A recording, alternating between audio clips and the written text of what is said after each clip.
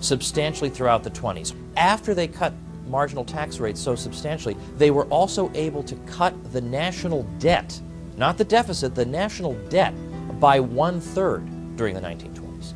The budget was cut in half. Tax rates reduced in all income brackets. The national debt reduced by 1/3. In 18 months, America rebounded. The result? The Roaring '20s. It was during the 1920s that millions of Americans bought their first radio, millions of Americans bought their first refrigerator, their first car. The number of Americans who had telephone doubled. President Harding died of a heart attack 2 years into his presidency, but his successor, Calvin Coolidge, continued what he had started. I want the people of America to be able to work less for the government and more for themselves. I want them to have the rewards of their own industry. This is the chief meaning of freedom. Limited government and free enterprise fueled one of the greatest success stories in American history. Again, you probably never heard of this. We never hear a thing about the Depression of 1920 for obvious reasons, because we might draw the wrong conclusions. We might conclude that maybe these policies could be implemented today. We're not allowed to draw that conclusion, so this episode is simply left off the table. What the history books can't deny is just 9 years later, in spite of all the country had been through, progressive presidents, Herbert Hoover, FDR, following Woodrow Wilson's progressive playbook of bloated government, massive spending, and sky-high taxes, led us back to the brink, the Great Depression.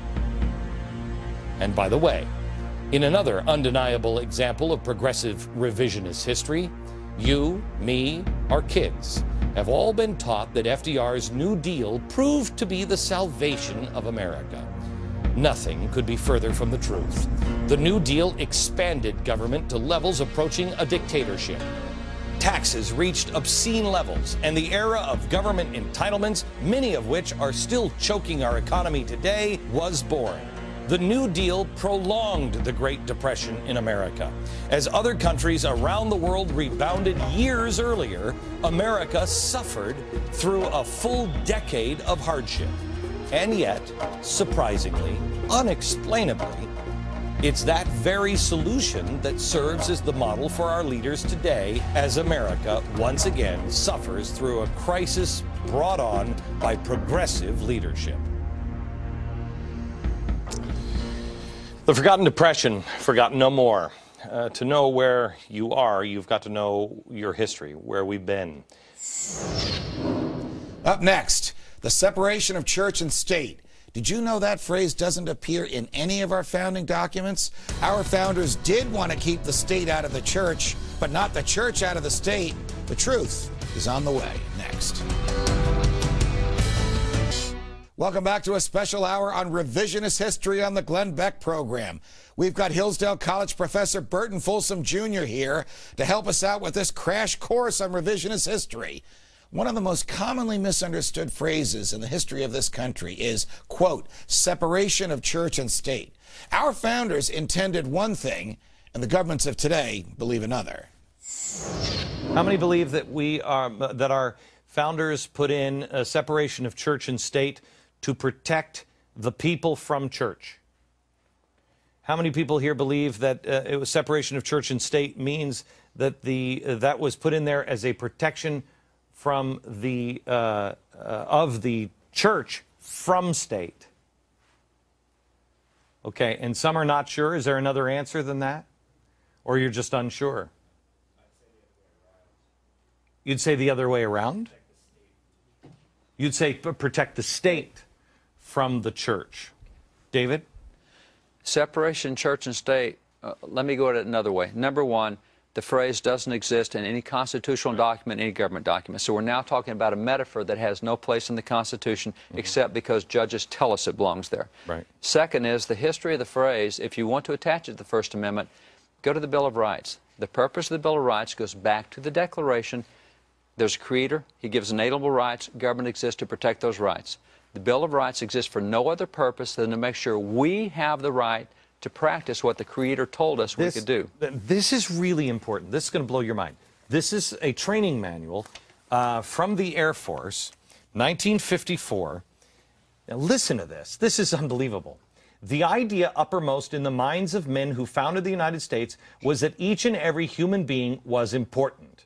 They were convinced that the importance of the individual did not come from any grant from the state. This importance of the individual did not come from any position he had achieved, nor from power he had acquired, nor from any wealth he had amassed. They knew the importance of man came from the very source of his life. Because man was made in the image and likeness of God, he had a destiny to achieve. So in other words, there's something you've been sent here to do. You're not just a schlub that has been pumped out in a baby factory. You made a deal with the Creator, and he sent you down to achieve something. You have purpose.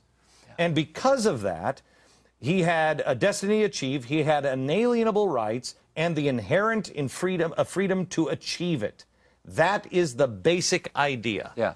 Now, that's incredible. If you take that and go back to separation church and state, the purpose of the Bill of Rights is to protect an inherent and alienable right, which is the right of conscience, the right to worship God, however we want to describe it. When they wrote the First Amendment, they used both terms. The interesting thing is everything in the Bill of Rights does not limit a citizen at all. Everything limits the government. The First Amendment says Congress shall make no law respecting an establishment of religion or prohibiting the free exercise thereof.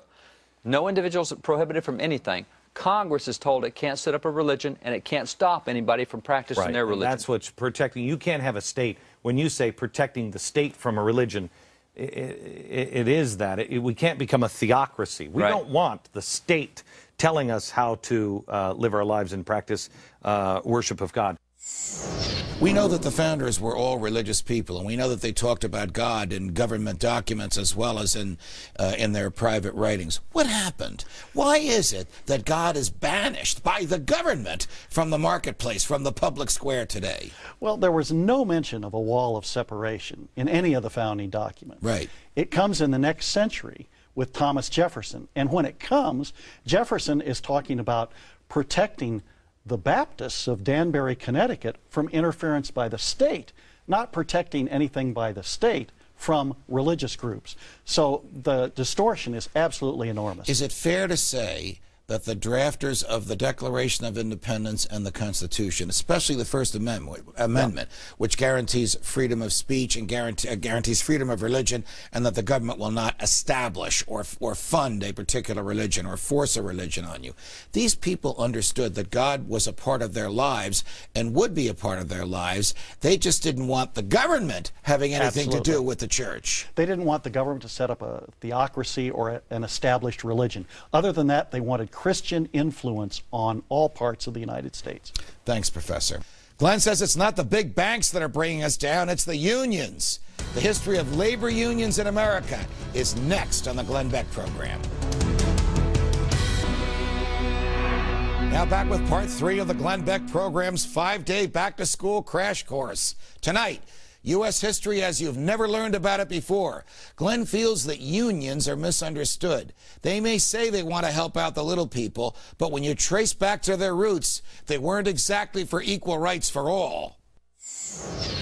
The real ticking time bomb in this country? Unions. It's not the national debt. No, no, no. It's the debt to the unions and the union workers. Pensions. You see, the more things change, the more they stay the same. And that is exactly the way people in power like it. You've got to change your perspective, and the way to do it is to learn history. If I asked you, why do we have labor unions? You would say, and partly correctly, because of out-of-control companies. But if I asked you about the turn of the century, and I said, tell me what you know about the Vanderbilts and the Rockefellers and the Carnegies, you would probably say, answer yourself now, they're rich, they were robber barons, they were industrialists, they were bad guys. Okay? Now if I said, at the same time, tell me about the unions of that time period, you would probably say, well, they were for the little people. They were, you know, trying to help people, you know, get work and have it be fair, you know, minority groups, Irish, black, Chinese, everything else. You'd be guessing, but that's probably what you would believe. Crystal clear on the robber barons, I'm guessing. My question is to you, why is it that the Marxist, the communist, and the progressive unions have a history that is kind of fuzzy and happy, and yet the capitalist robber barons are crystal clear in your mind? All you remember about unions is stuff like this growing up.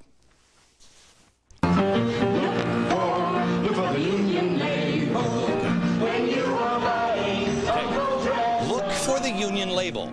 When I put the glasses of history on your face, you will not ever be able to think of look for the union label the same way ever again. Union members, you are not racist, revolutionaries, or communists. Maybe some are, but you know what? Some non-union members are as well. But your dues and your fees and your willingness not to recognize who your unions have been from the beginning are empowering communist, racist, and those who will be responsible for destroying our country and then monopolizing, coming in and using those events to gain even more power. You've been given a history full of half-truths, kernels of truth, or out-and-out lies. You must restore history to understand the future. The racism of labor unions. I want you to, don't take anything that I say as fact. Don't take my word for it. Do your own homework. It's all there. Some of the stuff we're going to show you tonight, we got from the union website. I believe in the American worker. But the labor unions keep their worker quiet by giving them insane pensions. And everybody, it's normal. You go, ah. There is an uncomfortable history, but because of this uncomfortable history, it becomes an uncomfortable future in times of trouble. The people at the top have not changed. Let me take you back to this. I'd love to show you a video, but I can't. It is the Panic of 1873. A European depression hit American shores. A major U.S. investment bank failed. Credit dried up, foreclosures increased, banks failed as economic depression swept across the country. The banking house, J. Cook & Company, the major backer of the Northern Pacific Railroad, failed. So, factories closed. Thousands of workers lost their job. Unemployment grew. So did the antagonism between labor and business leaders. Flash forward now to 1877. This is in San Francisco. Unemployment in the city hovered around 20%. See if you think any of these possibilities could happen in the future. Discontent among the jobless grew, as did support of the labor movement. It was associated with the Marxist International Association of Working Men. Thousands of disgruntled workers gathered in their sandlot near City Hall, where they denounced capitalists, the newly rich, and their favorite scapegoat, the Chinese workers. In July, striking railroad workers in Pittsburgh did this. This one was in Baltimore. This one was in Chicago. This one was in West Virginia. They clashed with militia and deadly results all across the country. In San Francisco, a meeting was held in support of those striking workers. Here it is. California Working Man's Party was born in racism because they found their success in the slogan, "The Chinese must go." Labor leader Dennis Kearney incited anti-Chinese sentiments and hit on workers' anxiety, saying, quote, "We intend to try and vote the Chinaman out, to frighten him out, and if this won't do it, to kill him out. The heathen slaves must leave this coast." The unions had shown their racist bent before. One of the first union labels, remember I said, look for the union label. Here's one of the first ones. This one is for cigars. The cigar was made by white men. This proclamation spelled it out. The labor wanted the Chinese out, and they were successful. Thanks to the efforts of the Labor Party, 1880, California banned the importation and use of Chinese labor. Congress did the same thing with the Exclusion Act of 1882, stopping all Chinese immigration for 10 years. But it was renewed and modified so many times. The policy actually remained in place until 1943.